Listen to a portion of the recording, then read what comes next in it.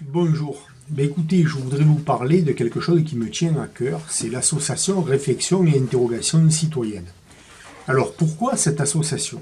Parce que nous sommes nombreux à ne plus aller voter, nous sommes nombreux à constater tous les dysfonctionnements de notre République, et nous sommes encore plus nombreux à espérer que les choses évoluent avant que l'issue ne soit, on va dire, relativement difficile à vivre.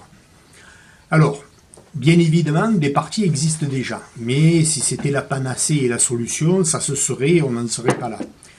À une époque où moins de la moitié des Français s'expriment à travers le suffrage, en allant voter, nous avons tiré le constat suivant, c'est que les sans-grades, les laborieux, ceux qui ne sont jamais pris en considération dans l'expression de l'intérêt général, devaient se regrouper. Non pas d'un parti déjà constitué, mais de se regrouper pour créer une plateforme d'idées et d'échanges démocratiques pour apporter des solutions. Critiquer, c'est une chose, mais la critique ne peut prendre toute sa justification que quand elle est appuyée par des solutions.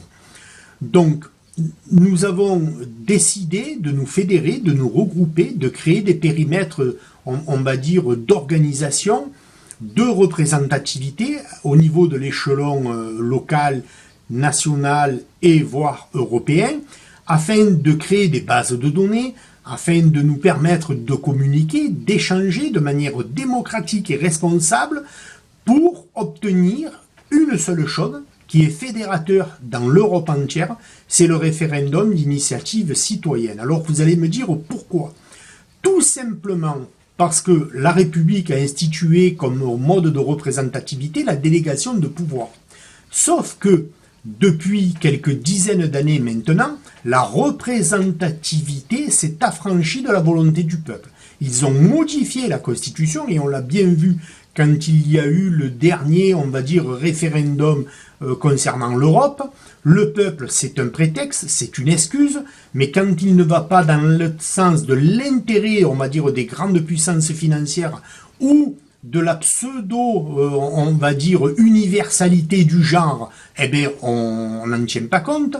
Donc, structurons-nous, regroupons-nous et reprenons le pouvoir, non pas à travers des délégataires comme c'est à l'heure actuelle, mais sur des sujets et dans un contexte bien précis, par le peuple, pour le peuple. Par exemple, le premier article d'une constitution théorique, si on devrait revoir la constitution, parce que vous l'avez bien compris, hein, quand je parle du RIC, ce n'est pas uniquement sur des sujets précis, mais sur la constitution et l'organisation qu'elle permet du mode de fonctionnement de notre société, de la République française. Hein. Donc revoir la Constitution.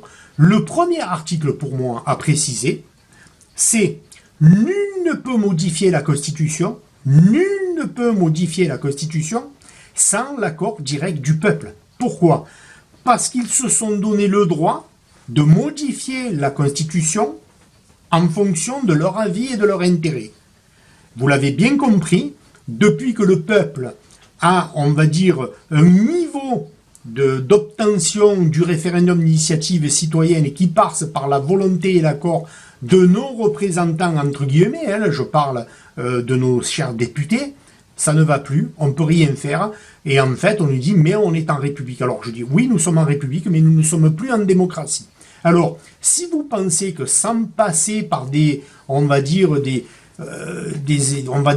extrêmes ou des solutions radicales, de manière, on va dire, raisonnée, pensée et collective, on peut arriver à faire changer les choses, rejoignez-nous. Rejoignez l'association Réflexion Interrogation Citoyenne. Pourquoi? Parce que nous ne nous rangeons pas derrière une personne, mais nous nous rangeons derrière une idée d'équité et de représentativité. Voilà, merci à tous. Merci pour votre écoute, merci pour votre compréhension et n'oubliez pas, on ne lâchera rien. Merci.